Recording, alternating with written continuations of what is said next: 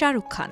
এই নামটা শুনলেই যেন ঘুরে আসে চোখের সামনে সিনেমার রূপালী পর্দা, সেই হাস্যোজ্জ্বল কিং খান। কিন্তু জানেন কি, এই শাহরুখ খানের নাম আসলে তার আসল নাম নয়। হ্যাঁ, আপনাদের প্রিয় এই অভিনেতার নাম বদলেছে মোট 2 বার, আর এই বদলে যাওয়ার গল্পে রয়েছে একদম সিক্রেট আর নাটকীয় টুইস্ট।